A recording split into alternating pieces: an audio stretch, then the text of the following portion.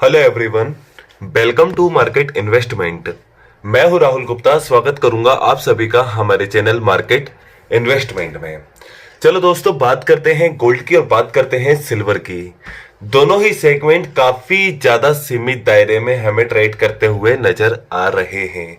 काफी ज्यादा सीमित दायरे में ट्रेड करते हुए नजर आ रहे हैं। हल्की फुल्की तेजी भी देखने को मिल रही है।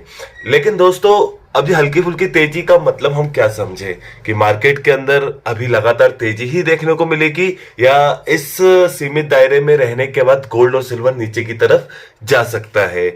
आने वाले समय में गोल्ड और सिल्वर के क्या टारगेट हो सकते हैं, आने वाले समय में गोल्ड और सिल्वर के क्या इवेंट होने वाले हैं।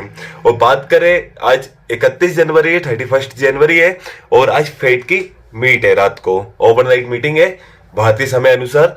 तो इस फेड की मीटिंग में क्या होने वाला है? गोल्ड के भाव नीचे जाएंगे कि ऊपर जाएंगे? सिल्वर के भाव नीचे जाएंगे कि ऊपर जाएंगे? फेड अपने क्या डिसीजन ले सकता है? तो और एक्सपर्ट की राय को भी जानने वाले हैं कि एक्सपर्ट हमें क्या राय दे रहे हैं कि हमें क्या करना चाहिए। चलिए दोस्तों, फिलहाल तो गोल्ड इतना सीमित दायरे में है, उसका कारण क्या है पहले तो ये जानते हैं, और मार्केट के अंदर हल्की फुल्की तेजी है उसका भी कारण जानते हैं। देखिए दोस्तों, गोल्ड जो सीमित दायरे में अभी ट्रेड कर रहा है उसका सबसे बड़ा कारण क्या है कि फेड के द्वारा जो ब्याज दरों के अंदर नरमी की बात की जा रही थी वो धीरे धीरे धीरे धीरे बहुत कम हो चुकी है। बहुत कम हो चुकी है कि फिलहाल में फेड अपनी पहली ब्याज दर की कटौती मार्च से स्टार्ट कर सकता था, ऐसा अनुमान था। 90% लोगों का ऐसा अनुमान था कि मार्च 2024 में फेड अपनी पहली ब्याज दरों के अंदर कटौती कर सकता है, ऐसा 90% निवेशकों का अनुमान था, जो कम होते होते होते 43% रह गया। फेड बॉयज टूल के अनुसार यह अनुमान 90% से कम होकर 43% रह गया। तो जिससे गोल्ड को काफी ज्यादा नेगेटिव इंपैक्ट हमें देखने को मिला, गोल्ड के ऊपर और सिल्वर के ऊपर। दोनों दोनों ही धातुओं के अंदर हमें नेगेटिव इंपैक्ट आता हुआ दिखाई दिया, क्योंकि ज्यादा ब्याज दरें गोल्ड और सिल्वर के लिए नेगेटिव है और ज्यादा ब्याज दरें डॉलर इंडेक्स के लिए पॉजिटिव है। अब ये तो नेगेटिव बताया कि गोल्ड और सिल्वर के लिए नेगेटिव क्या था, लेकिन पॉजिटिव क्या था? ये भू राजनीतिक तनाव, ये तनाव जो चल रहा है इजराइल, हमास, ईरान, अमेरिका। तो इस भू राजनीतिक तनाव से गोल्ड को एक समर्थन देखने को भी मिला है। हल्के फुल्की गिरावट के बाद हम मजबूती भी आती हुई देख रहे हैं। हल्के फुल्की तेजी आने के बाद हमें एक मजबूती ही देखने को मिल रही है गोल्ड और सिल्वर दोनों के अंदर। लेकिन बात की जाए, जनवरी का जो महीना रहा है गोल्ड के लिए इतने ज्यादा खास नहीं रहा है। अगर मासिक गिरावट की बात करें, नया साल जनवरी वाले महीने के अंदर गोल्ड के अंदर हम 500-700 अंकों जितनी गिरावट ही देख रहे हैं, और चांदी के अंदर भी 2000-2500 अंकों जितनी गिरावट हम देख रहे हैं इस महीने के अंदर। लेकिन दोस्तों, आज फेड की मीटिंग है। आज फेड की मीटिंग में अनुमान लगाया जा रहा है कि फेड अपनी ब्याज दरों को स्टेबल रखेगा, उसके अंदर किसी तरह के कोई चेंजेस नहीं करेगा। ना ब्याज दरों के अंदर कमी आएगी, ना कटौती देखने को मिलेगी, ना बढ़ोतरी देखने को मिलेगी। लेकिन फेड की जो स्पीच होने वाली है वो काफी ज्यादा अहम होने वाली है। फेड अपने स्पीच में क्या कह रहा है कि अगली मीटिंग में वो क्या करने वाला है, मार्च वाली मीटिंग के अंदर आगे की उसकी रणनीति क्या होने वाली है, ब्याज दरों के अंदर कटौती कब से स्टार्ट कर सकता है, क्या प्रॉब्लम है, क्या सॉल्यूशन है, इन सब चीजों के बारे में फेड बात करेगा।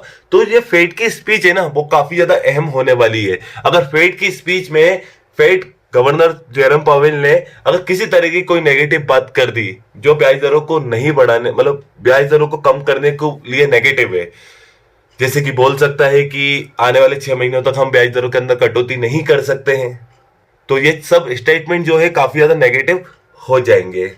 अगर ये ऐसे नेगेटिव स्टेटमेंट निकलकर सामने आएंगे तो गोल्ड के अंदर बड़ी गिरावट देखोगे, सिल्वर के अंदर बड़ी गिरावट देखोगे। वहीं अगर नरमी की बात कर दी कि ब्याज दरों के अंदर कटौती मार्च में ही हो सकती है या जल्दी से जल्दी हो सकती है, तो भी आपको गोल्ड और सिल्वर के अंदर अच्छी खासी तेजी देखने को मिलेगी। लेकिन इन सब चीजों के बीच में है अमेरिका के आर्थिक आंकड़े, उसको अच्छा आना बहुत जरूरी है। आर्थिक आंकड़ों को मजबूत आना बहुत जरूरी है। अगर आर्थिक आंकड़े मजबूत निकल कर आएंगे तो गोल्ड और सिल्वर के अंदर भी मजबूती आपको देखने को मिलेगी। लेकिन अमेरिका के आर्थिक आंकड़े अगर किसी तरह से कमजोर निकल कर आए, जिसमें फेड को ब्याज दरों के अंदर कटौती करने में भी समस्या आएगी और गोल्ड और सिल्वर के अंदर दोनों के अंदर आपको एक बड़ी गिरावट देखने को मिलेगी। तो दोस्तों आज रात 31 जनवरी, आज रात को भारतीय समय अनुसार ओवरनाइट मीटिंग है 12:30 बजे, जिसमें फेड अपनी ब्याज दरों के ऊपर डिसीजन ले सकता है। फेड अपनी आगे की टिप्पणी दे सकता है, आगे वो क्या करने वाला है, आगे की रणनीति आपको बता सकता है। फिलहाल तो ये महीना जनवरी का खास नहीं रहा है, लेकिन फिर भी एक स्टॉप लॉस तो जरूरी है। अगर बात करें, एक्सपर्ट तो गोल्ड के अंदर बाय ऑन डिप की सलाह दे रहा है कि बाय ऑन डिप अगर आपको निचले स्तर पर खरीदारी करने का मौका मिले तो आप बिल्कुल खरीदारी कीजिए। जैसे मान के चलिए 300-400 अंकों जितनी गिरावट देखने को मिल रही है, वहां से खरीदारी कीजिए। 200-300-400 अंकों की वापस रिकवरी भी आपको बहुत जल्दी देखने को मिलेगी। सिल्वर के अंदर सेल के टारगेट दे रहा है कि लगातार 72,500 से सिल्वर को सेल करने के टारगेट है। 72,900 रुपए का छोटा सा स्टॉप लॉस भी है और 71,500 रुपए के छोटे से टारगेट भी है एक्सपर्ट के। तो ये इंट्राडे टारगेट है ओनली, ये ओवरनाइट टारगेट नहीं है। और फेड में अगर किसी तरह की नेगेटिव स्टेटमेंट निकल कर आती है तो आपको गोल्ड और सिल्वर के अंदर बड़ी गिरावट देखने को मिलेगी। और अगर नरमी देखने को मिलती है फेड के बयानों से तो गोल्ड और सिल्वर के अंदर मजबूती आती हुई दिखाई देगी। तो जो भी पोजीशन बनाए विदाउट स्टॉप लॉस पोजीशन ना बनाए, एक स्टॉप लॉस मेंटेन करके पोजीशन बनाए, एक एक न्यूज एक एक अपडेट को नजर रखकर अपनी पोजीशन बनाए। आने वाले दिनों के अंदर अमेरिका के बहुत सारे आर्थिक आंकड़े निकलकर सामने आने वाले हैं, जिसमें अमेरिका का पेरोल डेटा भी निकलकर सामने आने वाला है और जिसमें ओवरनाइट आज फेड की मीटिंग है। तो एक एक न्यूज एक एक अपडेट को बनाए रखकर पोजीशन बनाए। सामने स्क्रीन पर आपको अपना पर्सनल व्हाट्सएप नंबर प्रोवाइड करके रखा है। वो नंबर मैंने आपको इसलिए प्रोवाइड करके रखा है, मेरा कमोडिटी मार्केट से रिलेटेड एक व्हाट्सएप डिस्कशन ग्रुप चलता है, जिसमें कमोडिटी से रिलेटेड कोई भी लेटेस्ट न्यूज होती है, कोई भी लेटेस्ट अपडेट होता है या कोई भी डेटा निकलकर सामने आने वाला होता है, उसको तुरंत मैं व्हाट्सएप के माध्यम से आप तक पहुंचाने की कोशिश करता हूं। अगर आप भी मेरे व्हाट्सएप ग्रुप में ऐड होना चाहते हैं तो सामने दिए हुए नंबर पर मुझे व्हाट्सएप पे मैसेज कीजिए, मैं आपके नंबर को अपने कम्युनिटी ग्रुप में ऐड कर दूंगा।